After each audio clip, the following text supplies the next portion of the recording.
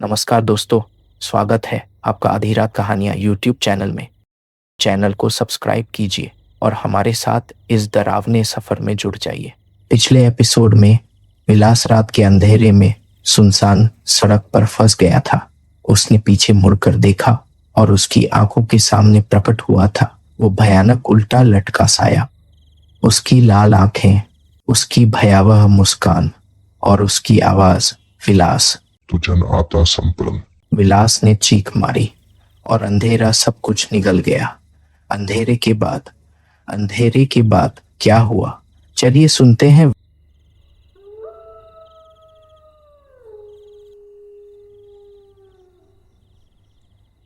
विलास अचानक हड़बड़ा कर उठा। उसकी सांसें तेज चल रही थीं। उसने देखा वो सड़क के किनारे पड़ा हुआ था। उसका पूरा शरीर धूल और खून से सना हुआ था। उसने खुद से कहा, ये सपना था या हकीकत। चारों ओर गहरा सन्नाटा, पेड़ों से झिंगुरों की आवाज आ रही थी, लेकिन उस सन्नाटे के बीच भी उसे महसूस हो रहा था कि कोई उसे घूर रहा है। विलास कांपते हुए उठा और गांव की ओर चल पड़ा।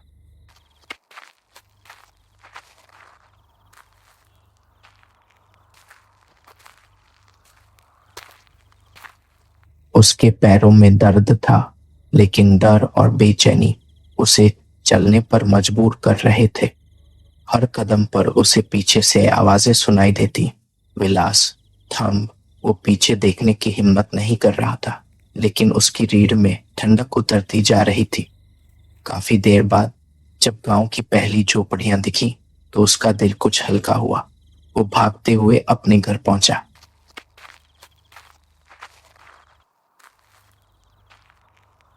घर पहुंचते ही उसकी मां ने दरवाजा खोला। विलास का हाल देखकर वो चौंक गई। काय झालन तुला, क्या हुआ तुझे? विलास कुछ बोल नहीं पाया, बस कांपते हुए बोला, आई तो चकवा। उसकी मां का चेहरा पीला पड़ गया। वो समझ गई कि बेटा किसी डरावनी चीज से गुजरा है।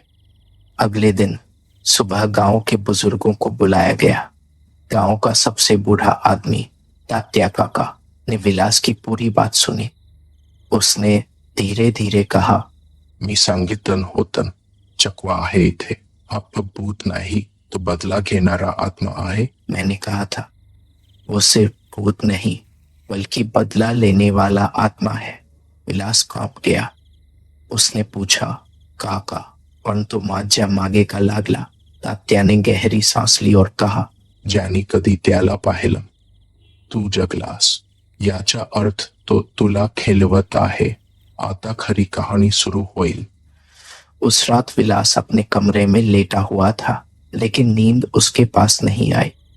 खिड़की से बाहर झांकते ही उसने देखा वही लाल कपड़ा जो सड़क पर पड़ा था, अब उसके घर के आंगन में पड़ा था। वो ठिठक गया, धीरे धीरे आंगन में गया। कपड़े को उठाने ही वाला था, तभी उसके कानों में फुसफुसाहट गूंजी, ये तेरा नहीं, ये मेरा है। उसने कांपते हुए पीछे देखा। अंधेरे में एक आकृति खड़ी थी, लेकिन उसका चेहरा साफ नहीं दिख रहा था। और अचानक वो कपड़ा अपने आप उठकर हवा में झूलने लगा। विलास चीख पड़ा और घर के अंदर भाग गया। विलास को अब हर वक्त लगने लगा कि कोई उसका पीछा कर रहा है। दिन हो या रात, उसकी आंखों के सामने वही लाल आंखें, वही साया, वही फुसफुसाहट गूंजती रहती। उसकी मां ने गांव के पुजारी को बुलाया। पुजारी ने कहा, हा फक्त भूत नाही, हा चकवा आहे. तो ज्याचा पाठलाग करतो त्याला शांती कधीच मिळत नाही. फक्त एक उपाय आहे, त्याचा उगम शोध. ये सिर्फ भूत नहीं, ये चकवा है। जिसका भी वो पीछा करता है उसे कभी शांति नहीं मिलती। बस एक उपाय है, उसका असली रहस्य ढूंढो। तात्या काका ने विलास को बताया। वर्षांपूर्वी इथे एका माणसाची निर्दयतेने हत्या झाली होती. त्याचा मृतदेह कुणालाही मिळाला नाही. म्हणतात त्याचा आत्मा या रस्त्यावर भटकतो आणि तो चकवा आहे. कई साल पहले यहाँ एक आदमी की बेरहमी से हत्या हुई थी। उसकी लाश किसी को नहीं मिली। कहते हैं उसका आत्मा इस सड़क पर भटकता है और वही चकवा है। विलास अब सच जानना चाहता था, लेकिन सच जितना गहरा होता जा रहा था उतना ही डरावना भी। अगली रात विलास ने ठान लिया कि वो अकेला सड़क पर जाएगा और सच का सामना करेगा। उसने एक लालटेन हाथ में ली और उसी सड़क पर पहुंचा जहां उसने चकवा को पहली बार देखा था। रात का सन्नाटा और भी गहरा था, हवा भी मानो थम गई थी। और फिर उसे सामने वही बच्चा दिखा। इस बार वो मुस्कुरा नहीं रहा था, बल्कि धीरे धीरे रो रहा था। मदद कर, मदद कर, मदद कर। विलास ठिठक गया। उसके दिल ने कहा ये जाल है, लेकिन बच्चा लगातार रोता रहा और अचानक उसके चेहरे से खून बहने लगा। आंखें लाल हो गईं और वो चीखते हुए विलास की तरफ झपटा। विलास भागा, लेकिन तभी पेड़ से उल्टा लटका वही साया उसके सामने गिरा।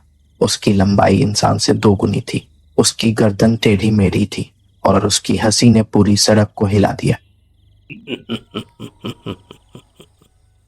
विलास, आता पळून कुठे जाणार? तुझा जीव माझा आहे। विलास अब भागकर कहाँ जाएगा? उसने लालटेन फेंकी और चीखता हुआ पीछे भागा। वो दौड़ते दौड़ते एक पुराने खंडहर जैसे घर के पास पहुंच गया। दरवाजा अपने आप खुल गया। विलास अंदर घुसा और पीछे से दरवाजा बंद हो गया। अंदर घुप अंधेरा था, चारों ओर सड़े गले की गंध। और तभी उसने देखा घर की दीवारों पर खून से लिखे शब्द थे।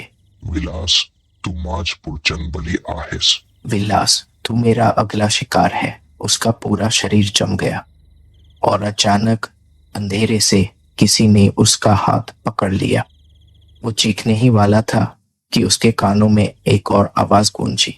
जर तुला जगायचं असेल तर उद्या मध्यरात्री या घरात ये, नाहीतर तुझा शेवट पक्का आहे। अगर तुझे जिंदा रहना है तो कल आधी रात को इसी घर में आना, वरना तेरी मौत तय है। विलास घबराकर चिल्लाया, कौन आहे तिथे? कौन है वहां? लेकिन जवाब में बस वही खून से भीगा कपड़ा उसके पैरों पर गिरा। दोस्तों, ये तो सिर्फ शुरुआत थी, लेकिन क्या आप तैयार हैं उस सच के लिए जो सुनकर आपका खून जम जाएगा? अगला हिस्सा और भी ज्यादा खौफनाक और भी ज्यादा हैरान कर देने वाला होगा।